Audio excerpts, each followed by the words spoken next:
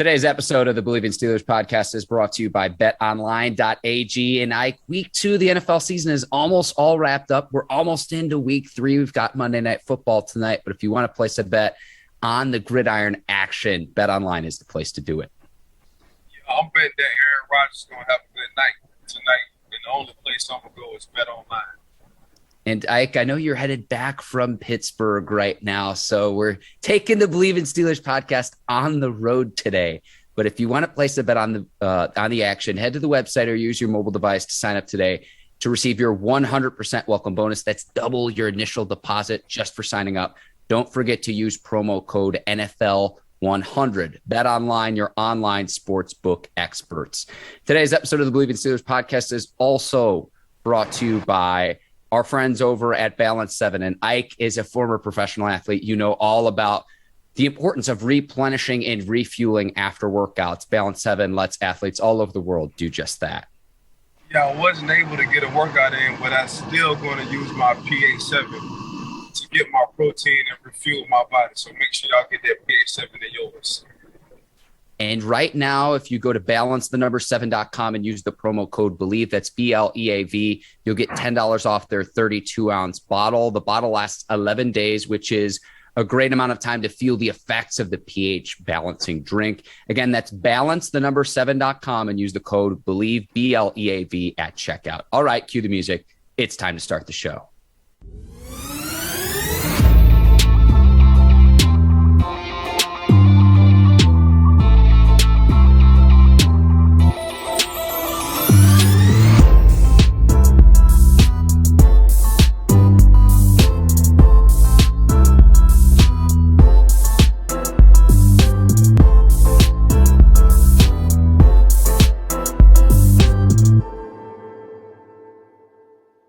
Welcome to another edition of the Bleav in Steelers podcast on the Bleav Podcast Network. I'm your host, Mark Bergin, joined as always by my guy, two-time Super Bowl champion and 12-year veteran of the Pittsburgh Steelers, Ike Taylor.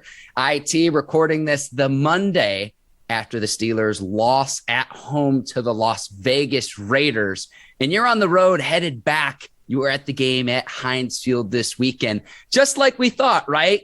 Ike, because the Steelers now at 1-1, they win week 1 in Buffalo. They lose in week 2 as favorites over the Raiders. So we're pretty much in the same spot we thought we'd be in after week 2. But how are you doing this afternoon, my man? Doing good, man. I'm heading back to the airport, back home from Pittsburgh, Orlando. Had a cigar event at Rocky Hotel. Wind up going to Leaf and Bean. You know, they got 2 locations, one in Washington, and the other one. So if anybody want to do rolled up stuff, and what I mean by that, there's a smoke cigar system, just let me know. But that's Las Vegas Raiders, but they didn't, and we're gonna get to talking about it right now with my guy Mark. Yeah, you can check that out on Instagram, the one-of-a-kind cigar line. And Ike, I know you do a great job of promoting that on your social media pages. So check that out on Ike's Instagram if you want to know more information about that. But the Steelers fall in week 2 to the Raiders, 26-17. A lot of question marks, a lot of takeaways I had from Sunday's game. And really moving forward, Ike, the big question I have is with TJ Watt's groin injury, will he miss any time beyond week 2? Because we're going to break down the week 2 action against the Raiders, but how that impacts the Steelers moving forward.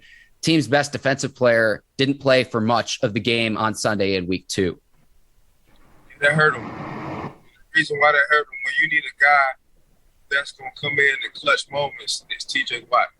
When you need a guy who's either first or second, the defense league MVP for the past, 2 or 3 years, that's TJ Watt. When you need a guy to make a play and keep causing fumbles and forced fumbles and just coming in when you need him, that's TJ Watt. So the fact that TJ, out of a groin injury, wasn't in that game, I think it hurt the Pittsburgh Steelers. And there were several other Steelers players who were injured. Joe Hayden and Devin Bush did not play. Tyson Alualu looks like he has a fractured ankle. He'll be out for the foreseeable future. And then we're going to get into a few decisions head coach Mike Tomlin made in this game, but it looks like Deontay Johnson had a knee injury of some sort. On the last play of the game, the Steelers down 2 scores, which was kind of a meaningless play. So we'll see how that shakes out. And we're going to have more when we talk later this week too. We're now moving to 2 podcasts and 2 shows per week. So we'll have more when we release our next episode on Friday of where the Steelers stand from an injury standpoint. It's tough. You get the injury bug just like the Baltimore Ravens, but you still, as a professional, got to find a way to win. And Pittsburgh didn't do that on Sunday. They came up short. Yeah, and so I want to go to head coach Mike Tomlin's decision-making. Again, Deontay Johnson on the last play of the game, trying to make magic happen, and he is the Steelers' best player in the open field. He's really tough to catch and bring down, but down 2 scores that late in the game when you just don't have enough time on the clock, there was that. But then also I want to go to the decision to punt the ball on a 4th and 1 play. And you see kind of the dichotomy if you watched last night's Sunday Night Football game between the Ravens and the Chiefs, and they decide to go for it in a similar situation where it's a 4th and 1. It's definitely a do or die. But with the Steelers-Raiders game, 4th and 1, 8:23 left on the clock. Now, the defense did get an ensuing stop, so I'll give the defense that. But down 2 scores that late in the game with only 8:23 to go, I would have liked to see the team go for it. And Ike, you always say the sideline tells the story. If you watched Ben Roethlisberger's facial expression and what he told media members after the game, where he kind of just he just kind of smiled about it when he asked, hey, did you want to go for it in that scenario? I'd have liked to see the Steelers go for it. Would they have won? We can't really say, Ike, but I'd have liked to see the Steelers go for that just because I didn't think there was enough time left on the clock.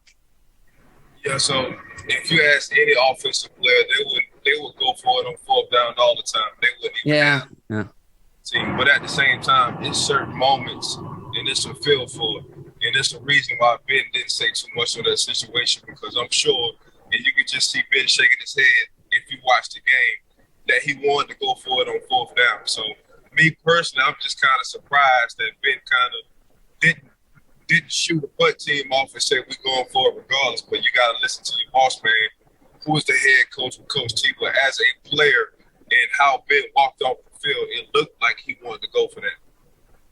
Yeah, absolutely. And it showed that on the replay. I'm not exactly sure where at Heinz Field you were watching the game, but I can tell you both during watching the game and then I watched his post-game news conference, it was evident he wanted to go for it.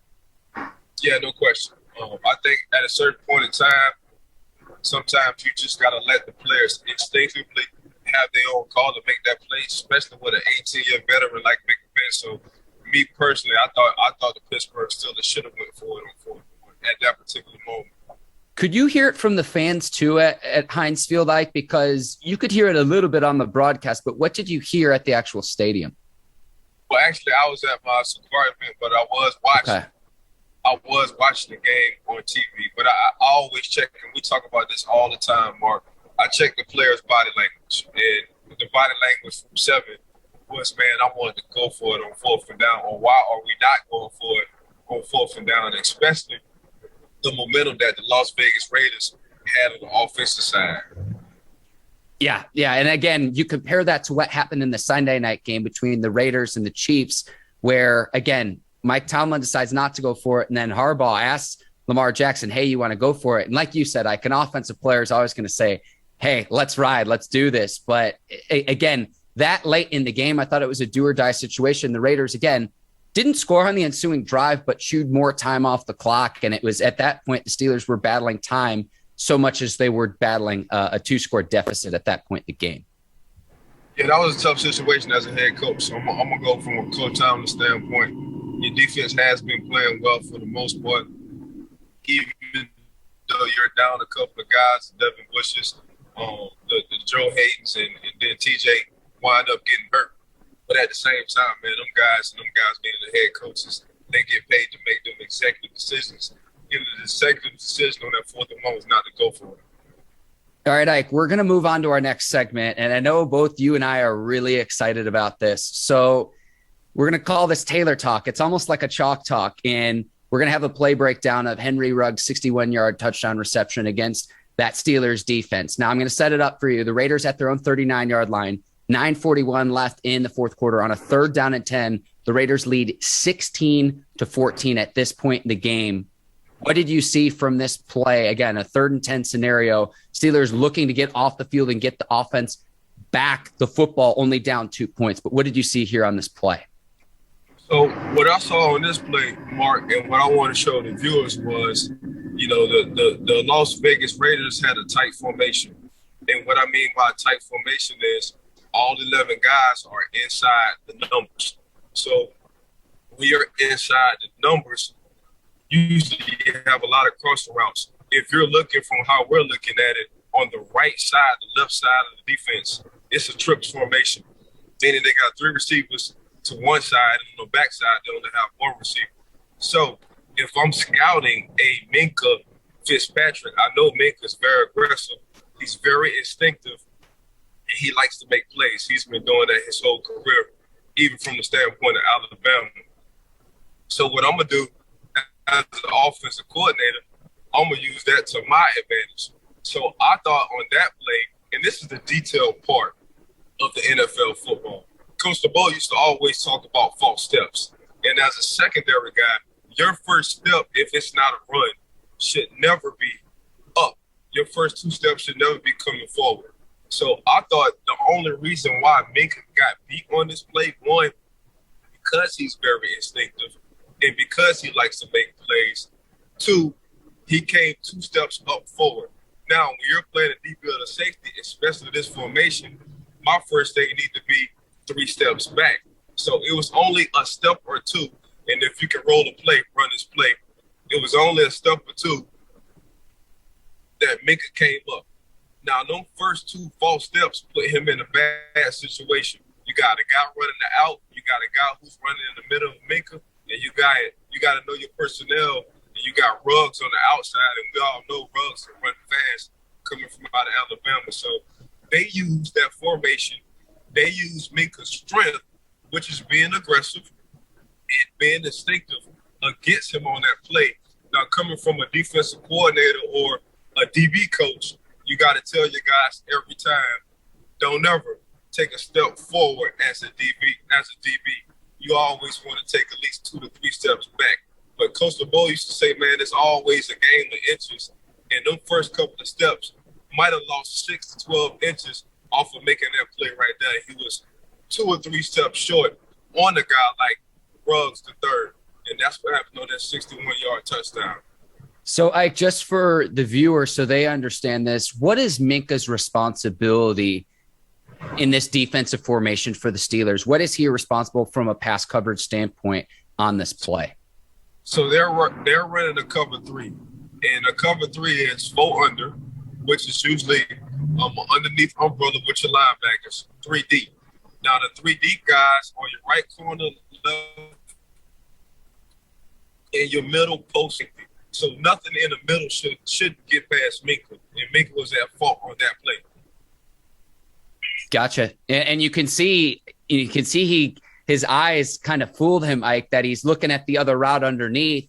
And we know how fast Ruggs is coming out of Alabama, ran one of the fastest 40-yard dashes at the NFL Combine when he was coming into the league. And that's why the Raiders drafted him. And so you've got Ruggs from an offensive standpoint. Waller, the tight end, is outstanding for the Raiders. And when Jacobs gets back healthy, because he didn't play in this week 2 game, Ike, the Raiders have some great skill position players, and you saw that on full display on Sunday. Yeah, and I'm going to keep referring back to Coach Dick LeBeau, because obviously he's a great DC and a great guy. As a secondary guy, because Coach LeBeau played with Night Train Lane in Detroit, he always told us, man, your eyes can be your best friend or your worst enemy. Meaning, if your eyes in the right location where they need to be at all times, you're going to make plays. If your eyes become your enemy, you're not going to make plays, or you'll be a step or 2 late. And that's exactly what happened. But getting back to the Las Vegas Raiders, they obviously had it on their mind coming in to Heinz Field and wanting to win this game. Yes, and Ike, before we move on, I do need to make mention that footage is courtesy of NFL Game Pass. So thank you to the people there for being able to provide that film for us. And Ike, this is something we're going to do on Taylor Talk each week, where you're going to break down maybe 1 or 2 or 3 plays, key plays from each week's Steelers football game. And so that's a lot of fun to where, you get some insight that you can't get anywhere else from an NFL DB. An NFL DB played for the Steelers for 12 seasons too. So I know you know exactly what the Steelers are going to run in that scenario, just given that you played for Coach Tomlin during your playing career. Yeah, 100%. When I heard y'all talking about this and breaking down the play, and I saw the play, I got very excited. This is something I like doing. That's breaking down plays. So just trying to educate the viewers and our followers on exactly what goes on in the NFL, detail by detail. Thank you to NFL Game Pass for that. Ike, we got to take a quick break here on the Bleav in Steelers podcast to tell our viewers and listeners about playactionpools.com. So if they want to make picks along with us, Ike, throughout the NFL season, they'll be able to do that. And here's kind of how it works. You go to playactionpools.com. You look for Bleav Football Pick'em. That's BLEAV Football Pick'em. Each week, there's 10 high-profile premier games between college and the NFL, and you can make your picks. We'll make our picks, Ike. And that way we can see who knows best. A really cool way for our viewers and listeners to interact with us.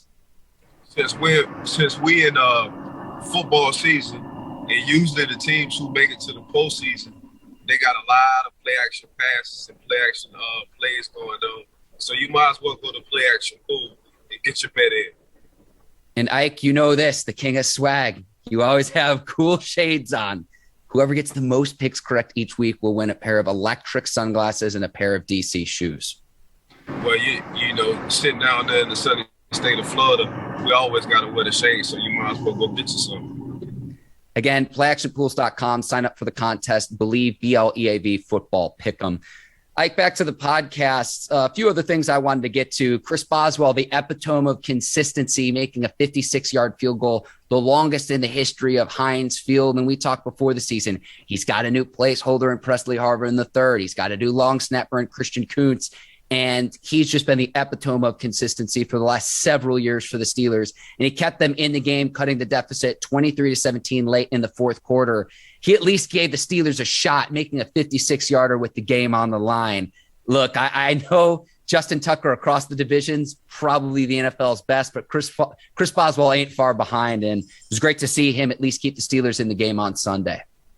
Yeah, that's money. I'm starting to look at Boswell. I like how you said we look at Tucker from the Baltimore Ravens. That's money. But the fact, and I didn't know that stat as well, 56 yards is the longest field goal at Heinz Field. What I did know, it was hard for a field goal kicker, period, anybody, to come in Heinz Field and kick field goals. So shout out to Boz Money. I'm going to start calling him Boz Money. Shout out to Boz Money for not only making that 56-yarder, but, you know, create some new history at Heinz Field.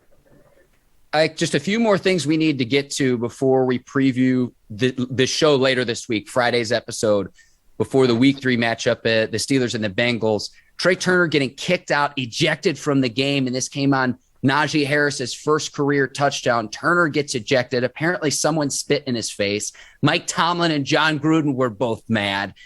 It was honestly compelling TV to watch because apparently Trey Turner is a very even-keeled kind of guy. It was great to see Harris get into the end zone, in the corner, diving for the pylon. But, man, this was just, to me, one of the most incredibly compelling parts of Sunday's game because both head coaches are on the sidelines, pissed off. Turner gets ejected. Harris scores a touchdown. It's like the NFL is back, baby. It was awesome to watch. Incredibly compelling TV, I thought. Yeah, Turner had to be very upset. But the fact that I saw Coach Tomlin upset, usually we don't see Coach T get upset too often. But the fact that Coach Tomlin was vouching for Turner, believed and trusted and saw what happened before. They say second man always gets caught. And that's what happened in Turner's situation. But I myself would definitely be upset. I'd probably be out the league if somebody would have done that to me. But at the same time, man, I was just happy to see Coach T fighting for his players. So, like I said, I've never really seen Coach Tomlin get upset for. So for me, that was new. Him getting that upset at the time of what happened, on the game. Spitting is very disrespectful, regardless on what level it is. You want to keep whatever you got in your mouth to yourself. So I can understand why Turner was upset, but it's retaliation. He got to think about that the next time because they definitely needed him on the offensive side. Yeah, the Steelers need all the help they can get offensively. At the end of the first half, the cameras caught Gruden on camera using his choice of words when the Raiders got held out of the end zone. I thought it was a key stop by the Steelers defense. holding the Raiders to a field goal before the end of the first half. And so the cameras got Gruden there. And I've got to ask you this. Who wins in a boxing match between Mike Tomlin and Gruden? Because like I said, both had their emotions on their sleeve on Sunday in the second half during Harris's touchdown and subsequent ejection of Trey Turner. Who wins in a boxing match, though, Coach T or Gruden? Because both coaches were just on fire on Sunday. Coach T, hands down, will win a boxing match. I would feel sorry. And I love Coach Gruden, but I would feel real sorry for Coach Gruden in a boxing match. Now, when it comes down to what Coach Gruden was saying, that pretty much everybody in the world heard, I call it an adult beverage. So only adults can hear that. So, Coach Gruden had his choice of words, and his choice of words were all adult words that young kids and people shouldn't say. But Coach is a grown man, so he's going to say what he feel, and he's going to get whatever he got on his chest off. But, even the commentators, they were saying a little bit something about that, too. They didn't know that, Coach Gruden had a third mic as well. But, Coach Gruden will say what's on his mind as well. But all the words he was saying were adult beverages, when it comes down to the words. But, and shout out also, too, for Najee getting in the paint. That touchdown, his first touchdown, came out flat, broke a tackle, wound up diving, getting the Pittsburgh Steelers back in the game.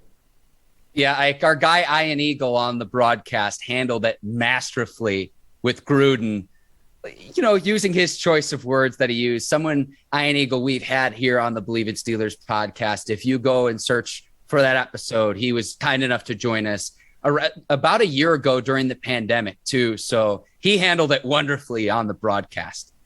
100%. It's just that's what it is, man. When you're on that field, man, it's grown man business on that field.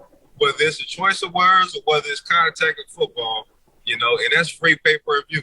You know what I'm saying? So Coach Gruden, it's the reason why they nicknamed him Chucky,